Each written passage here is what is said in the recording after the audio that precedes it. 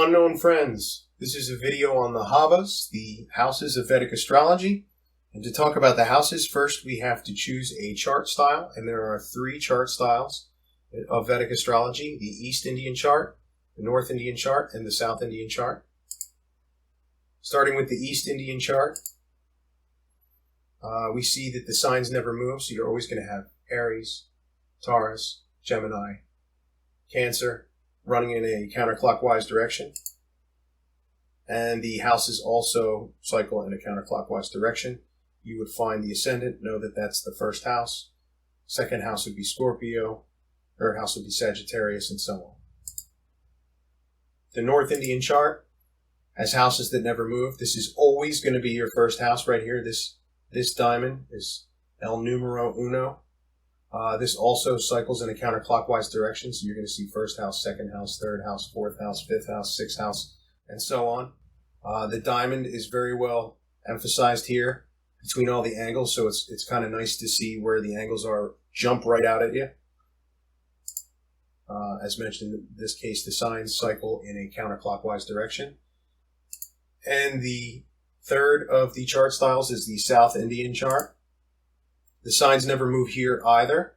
The big difference is that the houses cycle in a clockwise direction. You're always going to have, as a hint here, just to find your bearings, you're always going to have the mutable signs in the 4 corners. So you can memorize the signs being in this exact location, and then you just need to find where the ascendant sits and count your houses in a clockwise direction from there. Let's proceed forward with this chart. I find it's one of the easiest ones to learn how to count houses with, and I'll do a lot of examples with the South Indian chart. Okay, so just to get acclimated, we would look for the Lagna, which is marked in orange, the ascendant. And as mentioned, this runs in a clockwise direction. So Aries is going to be the first house, Taurus is going to be the second, Gemini is going to be the third. If we were to look at this chart advanced in time, or we were looking at somebody else's chart, the ascendant would definitely be in another box. So let's take a look at that. If the ascendant was Taurus and the second house became Gemini and the third house became Cancer, and then also looking backwards from the ascendant, the 12th house would become Aries and the 11th house would become Pisces. Using Gemini as an example of the Lagna, that would become the first house, Cancer would become the second, Leo would become the third, and so on. And if we used Cancer as the ascendant, Leo would become the second house and Gemini would become the 12th.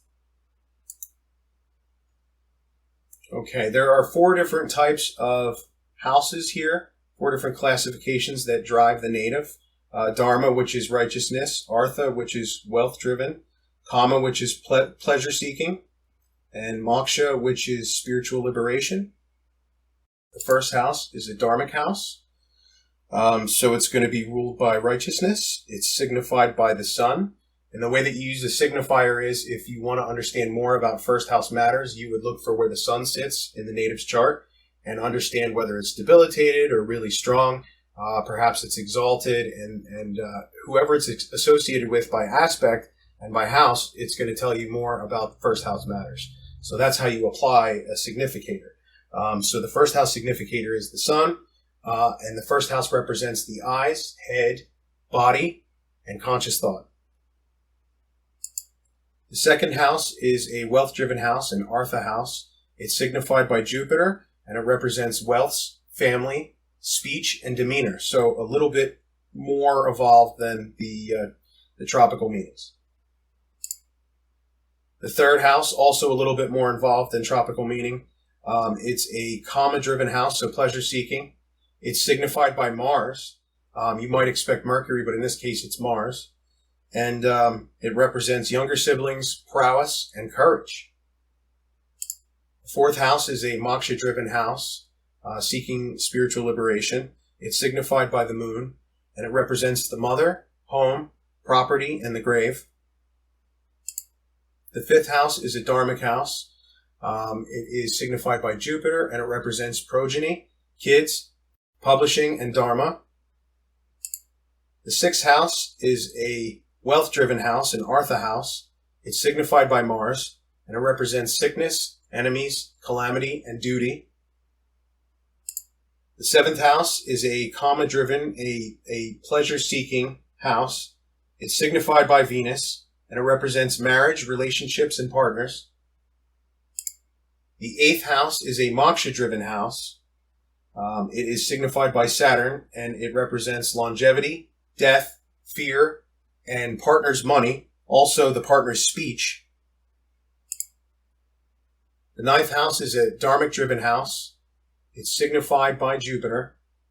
It represents the father, education, travel, faith, and justice. The 10th house is a wealth-driven house, so an Artha house. It's signified by Jupiter and also Mercury. It represents the career, father's wealth, and public persona. The 11th house is a kama-driven house, so a pleasure-driven house. It's signified by Jupiter, and it represents older siblings, gains, earnings, and happiness. And the 12th house is a moksha-driven house.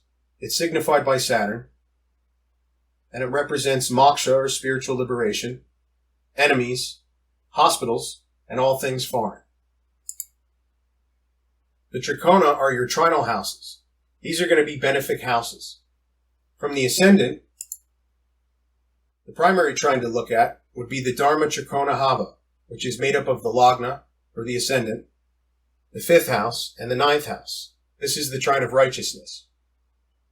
The trine of wealth, Artha Trikona Hava, is made up of the 2nd, 6th, and 10th houses.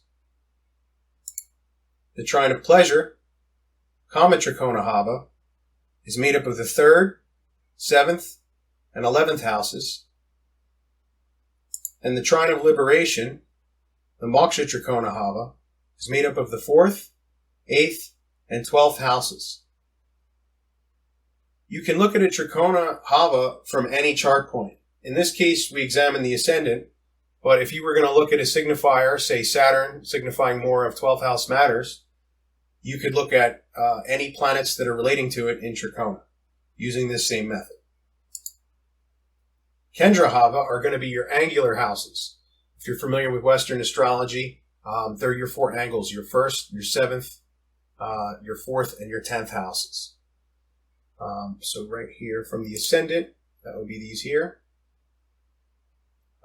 Your succedent houses, or your panaphara Hava, are going to be your 2nd, 5th, 8th, and 11th houses. And your apoklima Hava are going to be your 3rd, 6th, 9th, and 12th cadent houses. Again, just like in Western Astrology, anything that sits in kendra or in the angles are going to be significant planets to the native, and you're going to want to examine them closely because they're going to definitely make an impact that's noticeable. Dushthana and maraka Havas are darker places in the chart, and they tend to bring down planets that sit there, and also their rulers. If they are normally a benefic planet, they might turn into a malefic planet, which we will get into in another video series, functional malefics and benefics. But for now, just to make the identification, Dushthana Hava are located in the 6th, 8th, and 12th houses, definitely very malefic. And the maraka Hava are the 2nd and 7th houses from any chart point, and they are considered the killer houses. These houses and their lords inflict pain and suffering. So if you're looking at something in transit, you want to make sure that the killers are not relating in a strong way to your ascendant, or your sun, moon, or signifying planet. Upachaya and apachaya Hava. Upachaya Hava from the ascendant are going to be the 3rd, 6th, 10th, and 11th houses. If you really meditate on these are houses that start out as areas of adversary at first. They take a lot of hard work, and then over time they tend to grow fruit. So at first you might see them as a malefic placement. You might have to work really hard, and you might not see the light at the end of the tunnel. But eventually these are the houses, and the lords of these houses will help you bear the fruit in your life. And then other than the 3rd, 6th, 10th, and 11th houses are the apachaya Hava. All these houses start out more significant early in life, and they dwindle as time goes on. Okay, this has been my lesson on the Bhavas of Vedic Astrology. I hope you got something out of this lesson. Thank you so much for stopping in and checking it out, and I hope to see you soon.